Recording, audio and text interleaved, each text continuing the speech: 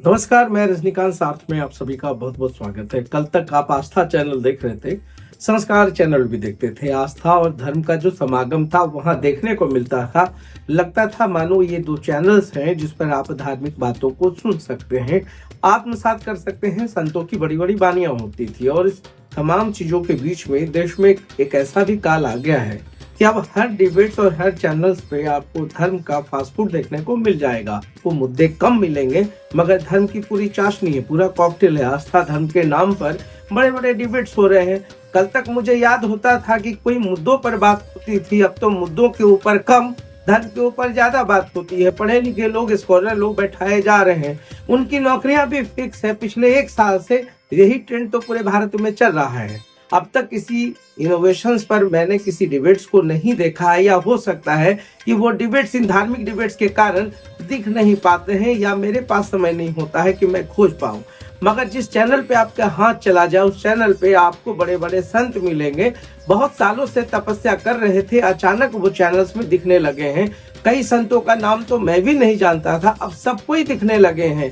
एक तो कैलासा चले गए हैं, कैलासा अलग देश है, विवादित थे, संत थे, नाम था, टीआरपी था। अब नए देश को बसा करके बैठ करके वहां से ज्ञान दे रहे हैं। जितने भी साधु संतों को बैठाया जा रहा है, बड़े बड़े इस्लामिक स्कॉलर को बैठाया जा रहा है, वो मुद्दा एक ही होता है, चेहरा भी एक होता है। अब हमको लगने लगा है कि इनकी फिक्स्ड टीआरपी और मार्केटिंग का पूरा साटा जो है चैनल के साथ फिक्स है। वही चेहरे दिखेंगे, हर चैनल पे दिखेंगे। अब डिबेट्स हो तो उसका कोई औचित्य हो। कल तक तो मेरा हिस्ट्री कमजोर था, मगर धार्मिक डिबेट्स के कारण भारत का इतिहास भी पढ़ने को मिल रहा है, सुनने को मिल रहा है, देखने को मिल रहा है। करंट अफेयर से सब गायब है। अब नौकरी पे बात कोई नहीं करेगा, जीएसटी पे बात कोई नहीं करेगा। मेरी क्यूटी जीएसटी जब से तुमको देखा, एक मोहब्बत सा, एक उमंग चलने लगा है। अब लगता है कि अब भारत की थीम जो है जीएसटी पर निर्भर है। नई कार हो या पुरानी इलेक्ट्रॉनिक कार हो, अब उस पे भी जो बीच का मार्जिन वैल्यू, उस पे भी जीएसटी लगेगा। पॉपकॉर्न पे तो बहुत बड़ा बड़ा बहस हो चुका है। साल्टेड और तमाम चीजों पर कैलिब्रेटेड जो पॉपकॉर्न्स है उस पर सीतारमण का तो बयान भी आ चुका है। कहा है हाथ जोड़कर कि मीडिया पहले समझ ले। अब मीडिया कैसे समझे? मीडिया को समझने का जो स्तर है वो आइडिएशन से चला गया, इनोवेशन से चला गया है, जॉब से चला गया। अब तो एक जगह फिक्स हो गया है ना। साधु संतों की बात और इस्लामिक स्कॉलर की बात सुनते रहिए। अब देश के युवा को रोजगार तो चाहिए नहीं।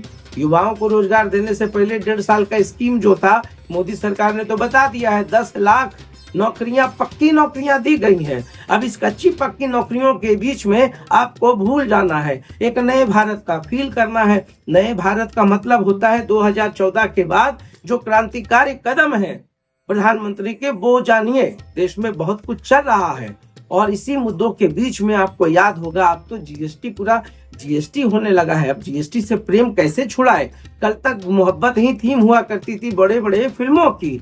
अब जो है भारत की राजनीति का थीम जो है जीएसटी पर बेस्ड हो गया है। अब उधर से थोड़ा ध्यान हटे तब तो कुछ समझ में आए।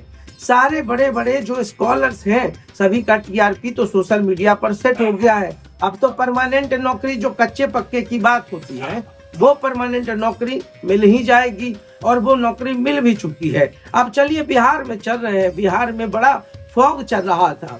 प्रगति यात्रा पे नीतीश कुमार है भी, लंबा चौड़ा बहस चल रहा है। तेजस्वी यादव कह रहे अलविदा यात्रा और नीतीश कुमार कह रहे प्रगति यात्रा। अब उनके प्रगति को और बल मिलेगा। केरल के राज्यपाल अब बिहार के राज्यपाल हो गए हैं। आरिफ मोहम्मद खान नाम है उनका। और 26 साल के बाद, एयर की दवाई के बाद दूसरा किसी मुस्लिम चेहरा को बीजेपी ने सेट किया है बिहार में। मतलब प्रगतिशील मुसलमानों का एक चेहरा बनाने में, कॉइनिंग करने में बीजेपी भी है।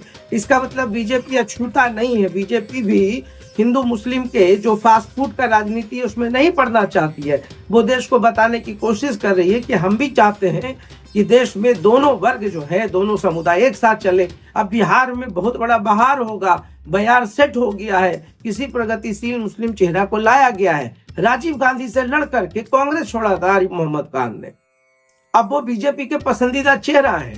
कई मुद्दों पर वो बहस करते रहे। यूपी के बुलंदशहर के हैं, तो थोड़ा बहुत तो बिहार में भी मजा आएगा। मगर सबसे मजा तो आजकल मुझे धार्मिक डिबेट्स देखने में मजा आता है। मजा इसलिए आता है क्योंकि जो मेरा ज्ञान था, हिस्ट्री था, सब कमजोर हो गया था। बड़े बड़े स्कॉलर उसको ठीक कर रहे हैं। करंट अफेयर से हमको अब कोई लेना देना नहीं है, जितना मजा हिस्ट्री जानने में लगता है। बड़े बड़े स्कॉलर है, पुराने इतिहास को छोड़कर नया नया इतिहास भी बताते हैं। डिबेट्स का टीआरपी सेट है, सब लोग सेट हैं। जिन संतों को मैं नहीं जानता था सब डिबेट्स में दिख जाते हैं। अब हमको समझ में आता है कि इसलिए डिबेट्स का अपना टीआरपी हाई है, क्योंकि इसी को देखना सभी की पसंद है। और जब सबकी पसंद हो तो मैं क्यों बोलूं, मैं तो ये समझ रहा हूँ ये सारे जो हैं एजेंडा जर्नलिज्म के बहुत नए चैप्टर हैं। नया प्रयोग हुआ है देश में एजेंडा जर्नलिज्म का, पिछले कई सालों से चल रहा है, हर कोई चलाता रहा है। कांग्रेस के दौर में भी एजेंडा जर्नलिज्म था, बीजेपी के भी दौर में है, तब कम था अब ज्यादा है। कौन किसके तरफ है कुछ पता नहीं चलता। कल तक पत्रकार समझ में आता था कि पब्लिक के साथ खड़े होते हैं, अब तो एक चैनल पे आप चले जाए, प्रवक्ता से ज्यादा तो मुझे नहीं दिखता है। अगर एक लय में चले, एक गियर में चले तो भाई साहब धज्जी उड़ा देते हैं। एंकर कम लगते हैं, पार्टी के प्रवक्ता ज्यादा लगते हैं, और सारा धार्मिक जो एक इमोशंस होता है ना वो बहने लगता है। इन एंकरों को देखकर तो मैं उनको साष्टांग प्रणाम करता हूँ। क्या गजब का ऊर्जा है, क्या गजब का एजेंडा आप चलाते हैं, कितना बढ़िया बोलते हैं और अगले को बोलने ही नहीं देते हैं। अब आर्कियोलॉजिकल सर्वे का काम भी एंकर्स करने लगे हैं। आर्कियोलॉजिकल सर्वे बाद में बताएगा, संसद में बातें बाद में होगी, चर्चा पहले डिबेट्स में हो जाना चाहिए। और आपको तो याद होगा अब तो कोर्ट का फैसला भी डिबेट्स में ही तय हो रहे हैं। कोर्ट अपना जजमेंट बाद में देती है, डिबेट्स में जो एंकर है वो पहले बता देते हैं। तो अब तो सब कुछ देखते रहने में ही एक नए भारत की फीलिंग्स का आपको पता चलेगा। हम कहाँ पे डोल रहे हैं, कहाँ पे बोल रहे हैं। ज्यादा बोलिएगा तो दिक्कत है, कम बोलिए और खुश रहिए तो देखते रहिए सार्थ। बहुत बहुत धन्यवाद।